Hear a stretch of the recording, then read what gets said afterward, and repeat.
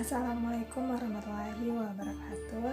Saya Intan Fadila Karoma dengan NIM 19113040115 dari program studi Sarjana Terapan Teknologi Laboratorium Medis Universitas Aisyah Yogyakarta semester 6. Baiklah, di sini saya akan sedikit menjelaskan terkait uji kualitas air secara biologi, di mana permasalahan utama sumber daya air adalah adanya peningkatan kebutuhan air di masyarakat, tetapi ketersediaannya semakin berkurang. Pengelolaan air yang tidak cukup baik dapat menurunkan kualitas air sehingga sangat minim pasokan air bersih yang layak untuk kita konsumsi.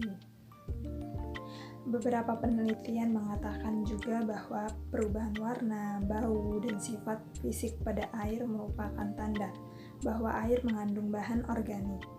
Kandungan bahan organik ini juga merupakan cemaran air yang akan berpengaruh pada menurunnya kesehatan apabila air tersebut tetap kita konsumsi. Pencemaran air berasal dari sumber-sumber langsung maupun tidak langsung.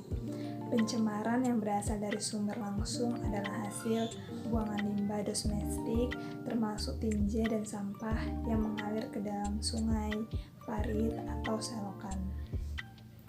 Pencemaran dari sumber tidak langsung yaitu apabila adanya kontaminan air yang masuk ke dalam tanah melalui pori-pori tanah dan batuan di permukaan tanah.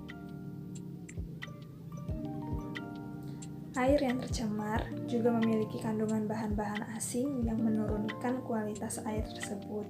Pada umumnya terdapat mikrobia dalam air yang berasal dari mikrobia alami tanah dan ada yang berasal dari sumber pencemar yang mencemari air tanah. Nah, salah satu sumber potensi pencemar yang dapat kita temukan dalam kehidupan sehari-hari adalah seperti tempat penampungan limbah buangan tinja atau feses.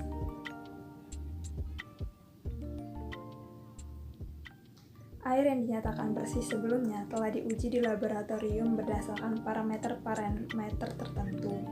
Parameter tersebut yaitu parameter fisika, kimia, dan biologi. Parameter fisika air meliputi kekeruhan, temperatur air, TDS, warna, dan bau air. Sedangkan parameter kimia meliputi pengujian terhadap pH, kesadaran air sebagai CaCO3, serta kandungan deterjen di dalam air. Parameter biologi merupakan parameter alami air karena berkaitan dengan mikrobiologi.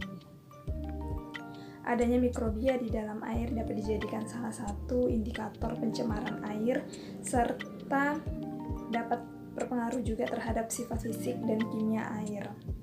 Bakteri pencemar dalam air biasanya didominasi bakteri dari tinja. Nah, kelompok bakteri pencemar tersebut masuk ke dalam kelompok bakteri coli. Menurut WHO mengatakan bahwa kualitas air ditentukan oleh kehadiran jumlah bakteri coli di dalamnya. Selain karena memengaruhi rasa dan bau air, kehadiran bakteri coli ini dapat menyebabkan timbulnya penyakit-penyakit kulit dan pencernaan. Baiklah, berikut ini merupakan tahapan prosedur kerja uji kualitas air secara biologi. Pada kesempatan kali ini saya akan melakukan uji kualitas air secara mikrobiologi atau biologi menggunakan metode sederhana yang dapat kita lakukan di rumah masing-masing. Jadi, jika teman-teman sekalian apabila ingin mendeteksi apakah di rumah air kalian bersih atau bebas dari mikrobiologi apa tidak, maka bisa menggunakan metode uji yang akan saya praktekkan di video kali ini. Baiklah, pertama-tama kita akan memakai APD lengkap seperti jas lab, masker, dan handscoon. Selanjutnya, langkah pertama kita akan memasukkan sampel air. Yang pertama, sampel air PDAM atau air keran ke dalam botol bening yang bisa tembus cahaya, kemudian ditutup rapat dan diberi label. Sampel yang kedua, saya menggunakan sampel air sumur di botol bening dan ditutup rapat. Yang ketiga, saya menggunakan sampel air isi ulang galon di botol bening dan ditutup rapat juga.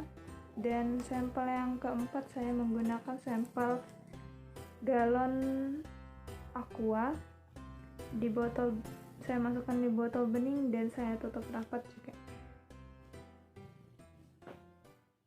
Letakkan botol di tempat terbuka dan terkena sinar matahari langsung selama 5 hari.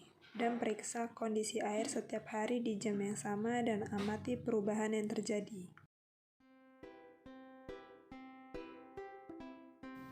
Pada uji kualitas air secara biologi, jika hasilnya positif akan terlihat keruh dan juga terdapat gumpalan putih.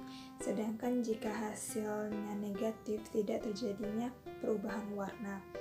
Maka dapat saya simpulkan dari hasil pengamatan saya selama 5 hari, saya mendapatkan sampel air sumur dan sampel air keran PDAM terlihat keruh dan juga terdapat gumpalan putih yang dimana menandakan adanya mikroorganisme yang terdapat dalam sampel tersebut.